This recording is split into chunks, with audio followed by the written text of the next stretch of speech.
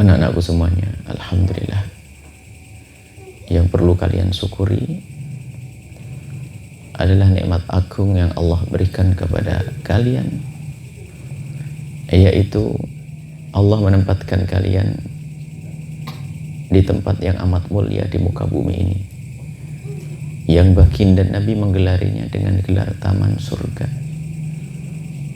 Artinya Allah telah menapakkan kaki kalian di tempat yang mulia, di jalan menuju surga Allah, jalannya penuntut ilmu. Yang harus kalian sadari, ini nikmat agung yang Allah berikan, dan tidak semua hamba Allah diberi karunia seperti ini.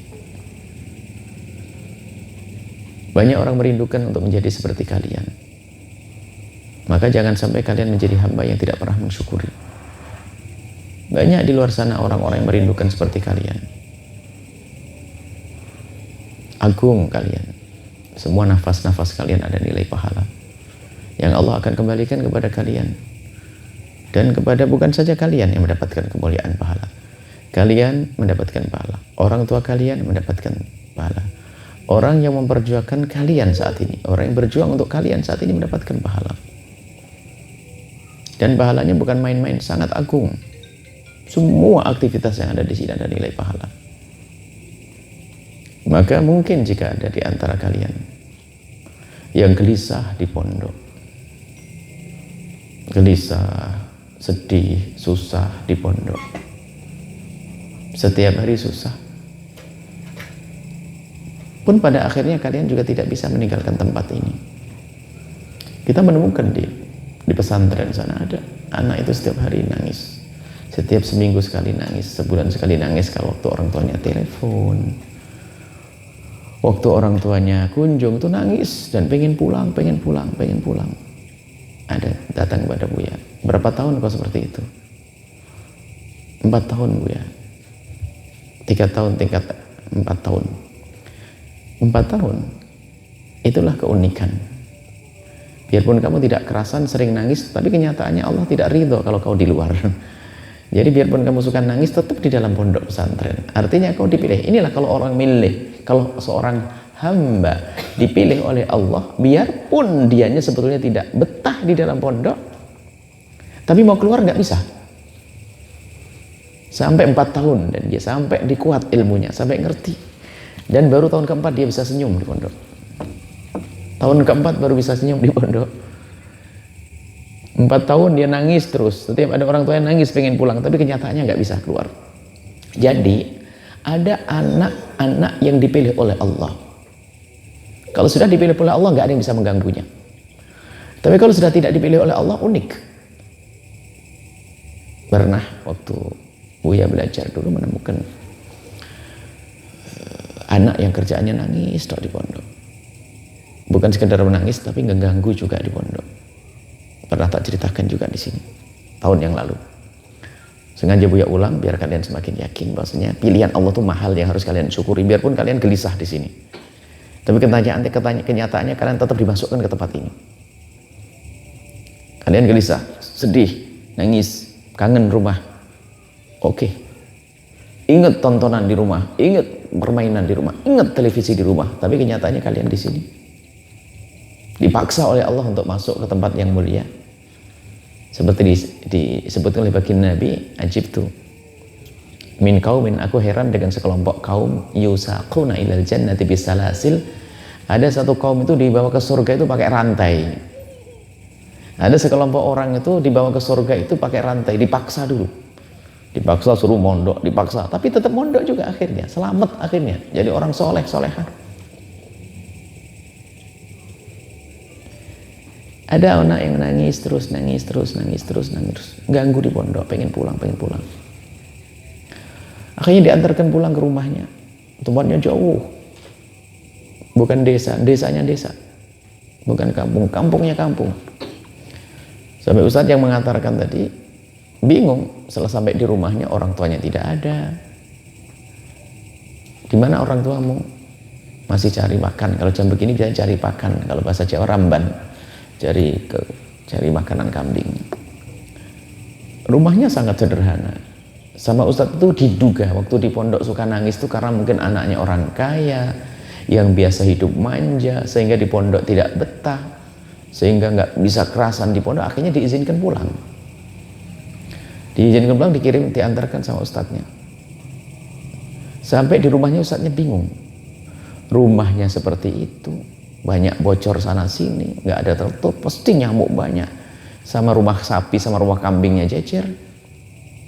Di pondok jauh lebih enak. Tidak lama kemudian, sampai saat itu sang Ustadz ini pengen buang air. Buang air itu toiletnya bukan toilet sana Ustadz. Mana? Nggak ada WC, nggak ada toilet. Hanya tempat agak jauh dari rumahnya yang reot itu.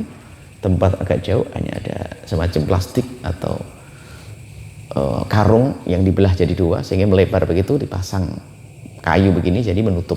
Jadi menutupi ke arah wilayah rumah saja, kesananya bolong, kesana kebuka, kesana juga kebuka, kesana kebuka. Jadi kalau ada orang dari sana pasti kelihatan, nggak kelihatan dari rumah saja. Akhirnya Ustaz bingung, nggak bisa saya buang air di sini, biasanya kan tertutup di pondok. Ya adanya seperti ini, ya namanya sakit perut harus buang air di situ. Sudah begitu nggak ada airnya, santri tersebut mengantarkan air pakai wadah begitu diantarkan. Jadi membawa air dulu, diantarkan ke tempat tersebut, buang air. Setelah itu Ustadz itu ya lega, senang sudah. Artinya dengan segala kesederhanaan, bahkan kekurangan. Orang tuanya nangis-nangis, kenapa anak saya nggak perasan di pondok? Padahal harapan saya biar aman, biar selamat di sini, nggak ada belajar. Akhirnya dari pihak pesantren mengatakan nggak bisa diterima lagi karena di pondok ganggu sekali. Tidak pernah masuk kelas, nggak ganggu sekali, sudah nggak diterima, pulang. Ustadznya pulang ke pondok. Santri ditinggal, dikeluarkan, sudah dipulangkan. Di dalam waktu yang bersamaan ada juga seorang wali santri yang tiba-tiba duduk. Wali santri itu mampir lagi ngobrol-ngobrol dengan Ustadz di situ. Tiba-tiba wali santri itu ngomong, aku itu tidak ngira kalau anak saya bakal betah di pondok. Emangnya kenapa Ustadz? Pak Haji, anak saya itu kan manja di rumah, ibunya memanjakan. Zaman itu dia sekolah SMA kelas 1 itu sudah dibelikan mobil sendiri. Waktu itu tahun berapa? 80-an berapa? 90 awal. Zaman itu dia sekolah SMA kelas 1 sudah dibelikan mobil sama orang tuanya. Dia cerita ibunya memanjakan. Waktu itu belum ada internet dan sebagainya. Ibunya saking sayangnya kalau pergi kemanapun pulang mesti membawakan semua yang menyenangkan anaknya. Video-video film itu dibelikan semuanya. Jadi anaknya sedang nonton film, jadi dibelikan oleh ibunya. Sehingga bapaknya itu ya sudah tidak bisa apa-apa. Ibunya sayang banget. Suatu ketika lewat pondok, saya dengan anak saya, dia cerita. Saya dengan anak saya lewat pondok, kemudian saya ngomong kepada anak saya, nak, kamu tidak pengen mondok, nak? Lalu anak saya bertanya, bah, mondok itu enak enggak? Ya enak-enak enggak, kalau kerasan ya enak. Saya hanya ngomong begitu saja kepada anak saya, kamu ingin mondok atau nak? Sementara dia sudah masuk SMA. Saya tidak kepikiran kalau dia benar-benar bakal mondok. Sampai di rumah tanya, bah, di pondok itu kira-kira enak nggak sih, bah? Sampai di rumah. Ya kalau kerasan ya enak, kalau enggak ya enggak enak. Bah, boleh saya mondok, bah? Saya kaget. Yang benar kamu yang mondok? Dia pengusaha, bah, ini pengusaha kayu besar, orang kaya betul. Ini mau mondok? Iya, bah, mau nyoba, bah. Akhirnya karena pengen nyoba mondok baru termasuk SMA, ya sudah saya turuti. Paling sebulan pasti balik lagi. Makanya waktu itu pun tidak diizinkan keluar, bukan orang tuanya hanya mengirim ke pondok, belum diizinkan keluar dari sekolah. Anggap saja kayak orang absen, nggak masuk kelas, libur gitu, cuti gitu ya, pokoknya minta izin gitu ya. Masuk pondok akhirnya anak santri ini. Bulan pertama boleh kunjung, saya kunjung ke dia. Senyum senang, saya tanya, enak, bah, enak aja, enak, mulai, saya kaget, enak bah, senang bah. Padahal di rumah itu kamar mandi sendiri, kamar sendiri, di pondok ngantri, makannya pun hanya pas-pasan seperti itu.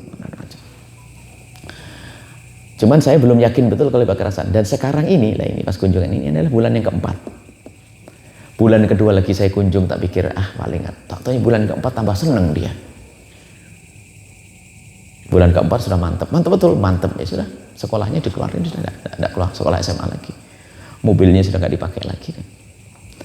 Yang jadi bahan pemikiran Buya waktu itu adalah begini. Lihat, kalau orang tidak dipilih oleh Allah, biarpun di rumahnya itu nyungsep, capek, air saja nggak ada. Tidurnya sama kambing, jajaran sama kambing. Rumahnya fakir sekali. Di pondok jauh lebih bagus. Air ada, makan disiapkan. Tapi kalau tidak dipilih oleh Allah, nggak bisa tinggal di pondok. Buktinya. Tapi sebaliknya yang satu orang kaya raya.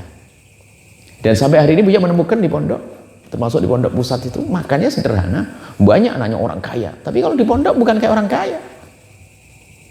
Kenapa bisa begitu? Karena anak itu dipilih oleh Allah. Biarpun di rumahnya manja, kalau pikiran ngapain saya harus mondok, capek-capek banget. Kamar mandi aja ngantri. Di sini kan nggak ngantri-ngantri amat. Kalau waktu Buya mondok ya ngantri panjang. Jadi yang ngantri kan mikrofon itu apa? Gayung. Jadi gayungnya tuh ngantri. Gayungnya Yahya, Ahmad, Ali, Yen, ini Mujin. Jadi kalau gayungnya maju sendiri nanti. Dari kejauhan kelihatan sambil main begitu. Gayungku sudah deket gitu. Ngantri. Di pondok tuh ngantri. Tapi kalau orang dipilih Allah betah. Dia kaya. Manja di rumahnya tapi sampai di pondok. Dipilih. Karena apa? Dipilih oleh Allah. Kalau nggak dipilih nggak bisa nak. Ganggu di pondok malahan. Maka dari itu anak-anakku semuanya, ini muqaddimah dari Buya bahwa kalian senang-senangkan keberadaan kalian di sini. Kalau ternyata kalian merasa aduh pengen pulang, tidak betah dan sebagainya, ente bilang sama setan, setan memang aku tidak betah, tapi aku tidak akan pulang karena biarpun nggak betah aku sudah dipilih oleh Allah. Kalian dipilih oleh Allah, tinggal di pondok. Orang tua kalian saja karena masih hidup nggak ngelihat pahalanya. Orang tua kalian ingat, jika ada yang telah meninggal, orang tuanya lihat setiap saat pahala mengalir kepada orang tua. Pejuang-pejuang sesepuh-sesepuh yang membantu kalian karena masih hidup saja nggak ngelihat pahalanya. Giliran sudah mati, wafat nanti, waduh, masya Allah mengalir terus pahalanya, amal jariah. Baca Al-Quran di sini nyampe, baca Quran, sholat di sini nyampe, ngaji di situ nyampe semua pahalanya. Karena memang sumber kebaikan kalian itu adalah. Maka Nabi menggelari kalian wasiatnya Rasulullah.